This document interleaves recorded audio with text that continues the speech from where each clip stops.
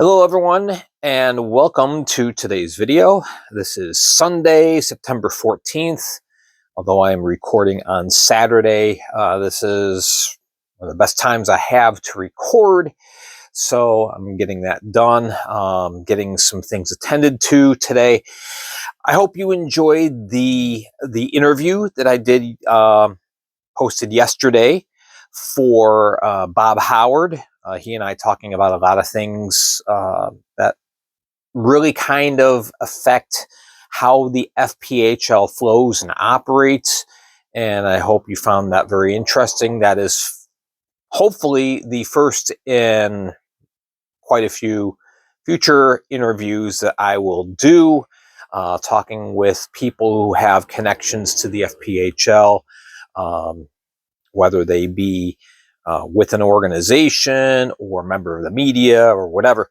I hope that you do watch that, and hopefully today, as I'm recording this, I will be later getting another interview done, and we'll tell you about that once I have that recorded and done.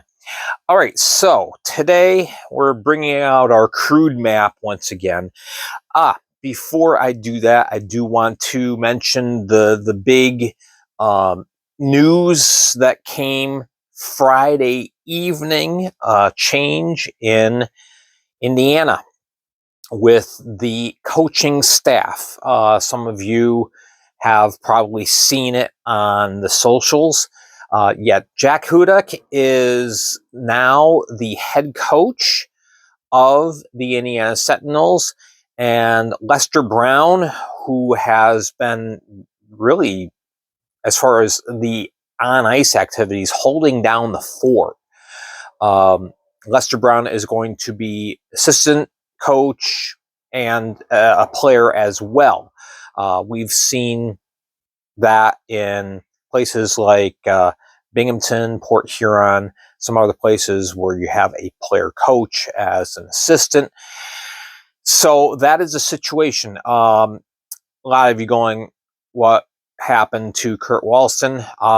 He was just physically not able to be there in spite of his intentions to do so. He just wasn't able to physically carry out his duties as head coach. So regretfully, he had to say, I just can't do this. And so they have made the change. And those of you who know Jack Hudak, you know he's done a video series on the Spot Sports. He's interviewed a lot of players. He has a very interesting and unique rapport with players on several levels, whether it be amateur or pro. He just connects in a way that a lot of other people don't or can't. And so I think that is one of the reasons why he was considered for the position. Obviously, he understands players. He gets players. He has been a player for many years, working on his craft as a goaltender. Goaltenders see things in a different light or in a different angle, from a different angle than a lot of players do who are skating around. So I think this is a good fit. So we will see how things turn out. Anyway, now we talked about that, I did want to address that and just elaborate a little bit on that. But yeah. So we got our crude map out. Our teams in the Northeast. We got up here in Michigan. We got going out west, down south, the Gulf Coast down here. All of our teams. And the reason why I have this like this is to talk about some of the all-time great rivalries in the FPHL and how one may have kind of fallen out of the rivalry category as things continue to change and evolve in the league. Obviously, 16 years, there's been a lot of change. Change has been constant in the FPHL. So anyway, I just wanted to talk about past, present, future, some of the great rivalries, or some of the rivalries that I think are going to develop. All right, let's start with what we have now. All right, and yeah, Motor City's on here because, yes, they are dormant for this upcoming season, but they already have things in the works as far as getting back on the ice next year. It's rare that a team comes back from dormancy. However, Watertown did it many years ago. People forget that Watertown took a year off. And came back strong. They came back stronger than they were before because they ended up winning 3 championships. So, Motor City does have things in the works with securing a facility. They'll have a barn to play in next year. It will not be Big Boy Arena. It will be somewhere else in the greater Detroit metro area. But yeah, they'll be back. So this is one rivalry that we're going to mark in black as far as current rivalries. Obviously, every time the Rockers and the Prowlers got together, things happened, a lot of things. And it was a very feisty relationship. And yet, in spite of that, I've seen on the socials where a lot of Port Huron fans and a lot of Motor City fans have become very close. They've become a very close-knit family.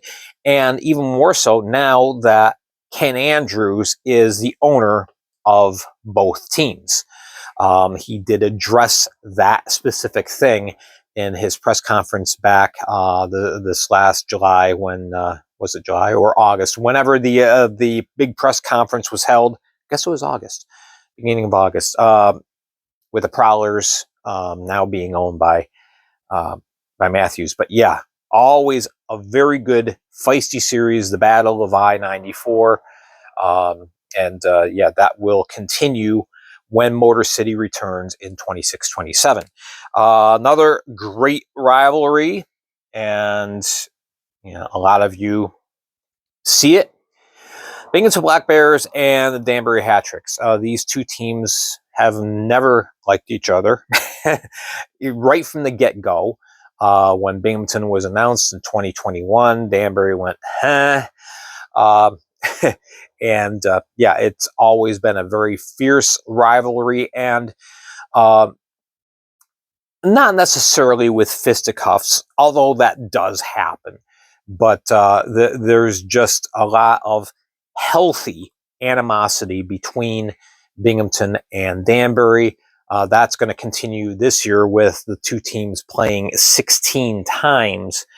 And then the other one that has developed, Carolina and Blue Ridge. Now going into its 3rd year, these two teams are separated by 91 miles.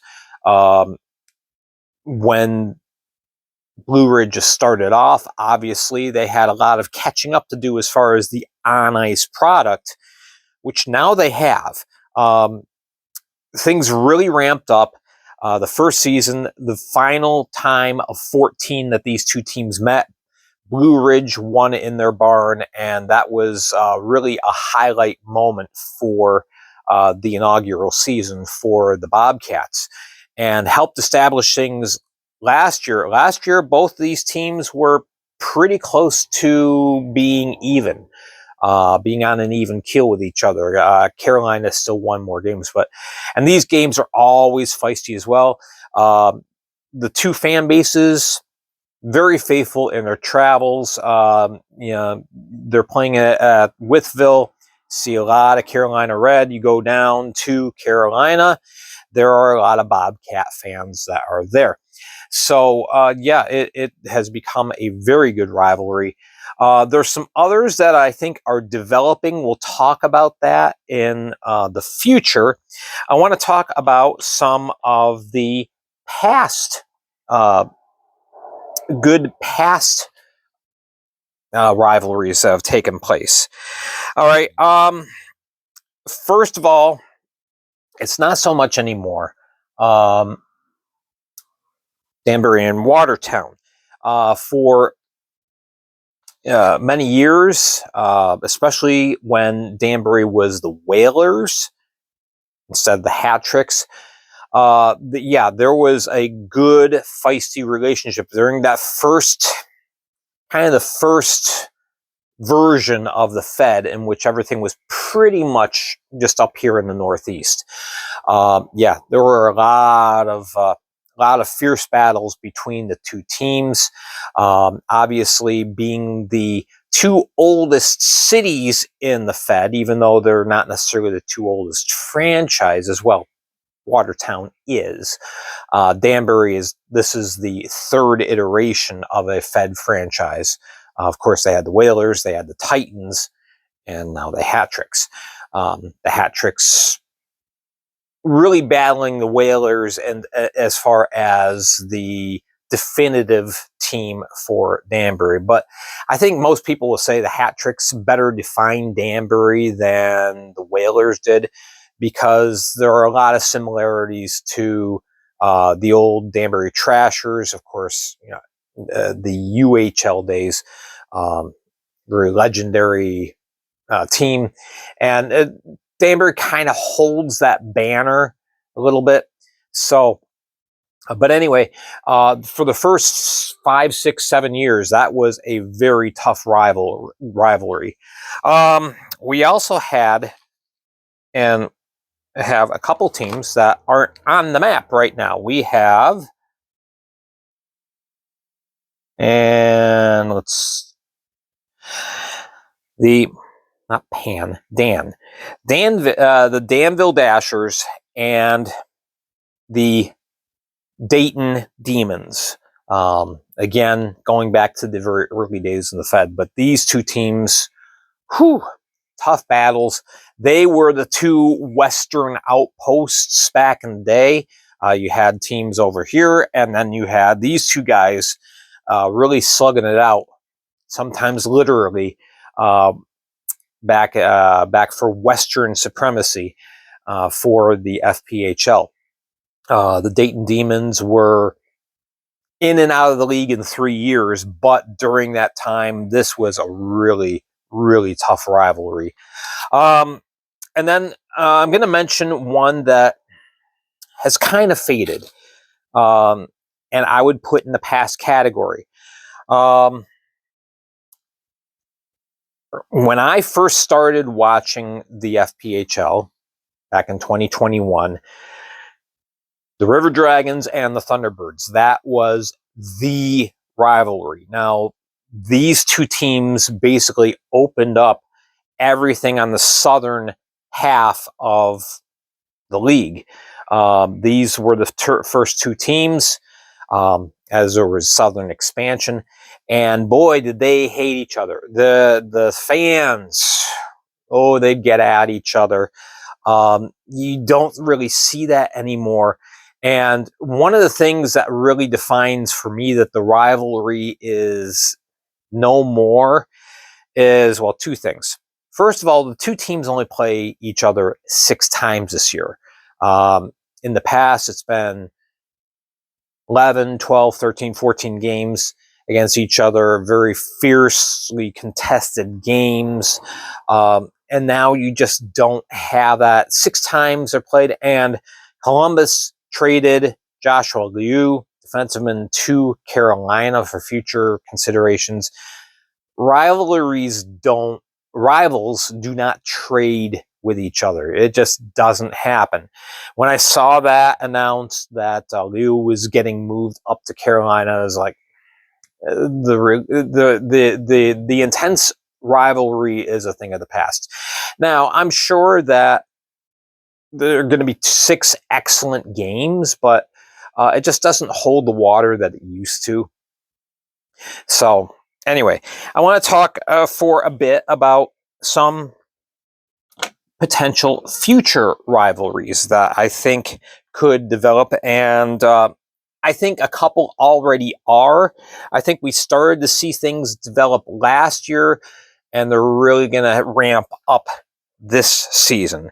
Okay, first, we'll draw a real long line because, well, that's black. I wanted green. Okay, let's do this in green. Do a second line. Okay, so Topeka and Port Huron. Both teams are, well, Port Huron has established for many years that they are a very gritty, hard-nosed team, that they play with physical presence as one of the key aspects of their game. Topeka is building their reputation on that same style, and you've got players that can hold their own. You've got some feisty players, some very tough customers on both sides. I think you're going to see a lot of fireworks when these two teams meet this year. They play each other 10 times. I wish it was more because I think these are going to be very good games, especially Port Huron played a couple games in Topeka last year as part of that big showcase, dressing as the road runners against the Scarecrows, and very well attended games. I think you're going to see a lot of fireworks there. These two teams only 2.5 hours apart. PD Ice Cats and the Carolina Thunderbirds. PD just coming in, looking to make a name for themselves on the ice. They've already made a name off the ice. I think this is going to be really big. 13 times the two teams play. They're very close to each other. Carolina kind of going through a rebuild of sorts this year. But I think, new kid on the block and team looking to hold on to and preserve the legacy that it's built. I think that's going to be tough. So Carolina's got, a good rivalry here. And I think PD and Thunderbirds are also going to be very tough. And now here's one that was starting to develop late in the series last year. The two teams, Athens, Columbus, they played each other 12 times, and we didn't see the nastiness, the on ice nastiness appear until about January. But then, boy, did it just blossomed. So I think this has already been building. You've got a natural in-state rivalry in Georgia. I think that is going to continue. The two teams play each other just 8 times. I wish it was more. Columbus, very spread out as far as how many times they're playing different teams this year. And that's not their fault. That's the way that the league set things up. But these are going to be 8 explosive games, I think. Another one that started building last year, I see more between the fans, between the two fan bases than I do between the actual organizations. But Monroe and Baton Rouge, in-state rivals in Louisiana, couple different parishes, but that's about the only difference. Very inspired games that we saw last year. There were a lot of a lot of comeback wins between the two clubs last year. Really kind of nose to nose with each other. I think this is going to develop into an excellent rivalry. We will see what happens. They play each other 15 times. So, and then finally, Indiana needs a rivalry. And I think Port Huron, you've got the geographic proximity, but I definitely think that you're going to see a lot of tough games, a lot of spirited games between these two clubs. Of course, Indiana just signed Sal Safani. And Ivan Panavarov also signing. He's a tough customer as well. Again, Indiana looking to make a name for itself, build a reputation, build a story, a legacy, and I think these two teams are going to be very active, and yeah, I think there are going to be some passionate games between the Prowlers and Indiana. So the Prowlers, they've built a couple of rivalries potentially here, and they already have the one with Motor City, just based on their style of play. You go into McMorran Place, you're going to come out with a few bruises and cuts. It's just going to happen. And that doesn't mean that Prowlers are gooning it up. It just means that they are very physical. That is a huge component to their game. And Indiana, I think, is going to respond well to that. So, yeah, we will see. Anyway, that's just a general look at some of the best rivalries, past, present, future. It'll be interesting to see if some other rivalries develop as well. Maybe there never really was. Well, I don't know, it's hard to say. First year of the Zydeco, these two teams kind of exchanged a lot of barbs with each other, but it never really translated to on the ice so much. Maybe the first couple of games, and then it kind of cooled down. But we'll see what happens. You never know. So, anyway, that is just a general look at that. Hopefully, we've got an interview coming up this next week. I will not discuss details yet until it's actually recorded. So, I see a lot of podcasts, not just hockey related, but podcasts saying, "Oh, I'm going to interview so and so," and then it just doesn't happen. So I'm not going to tease things until I actually have something recorded. And when I do, then I'll post it on Facebook and let you know, hey, I've got so-and-so as a guest. So, but yeah, hopefully we will have something for you for next Saturday. And then I want to do one more interview before the start of the season. And then we'll do like once a month. Probably on Tuesdays is when I'll be posting them, I would think. But we'll see. All right. Thank you so much for watching. Make sure to hit like and subscribe if you have not already done so, as the Hockey Guy says. Also, remember, check me out on Facebook. That's where all the news gets printed. Keep you up to date on Facebook. So please follow me there and tell a friend. Our subscription base is growing, and thank you very much. Let's continue to grow it. All right, we're less than 4 weeks away from hockey. Isn't that awesome? Yeah, today, 26 days. 26! I'm so pumped. All right, guys, have yourselves a wonderful, wonderful day, a wonderful week ahead, and we will talk to you very soon.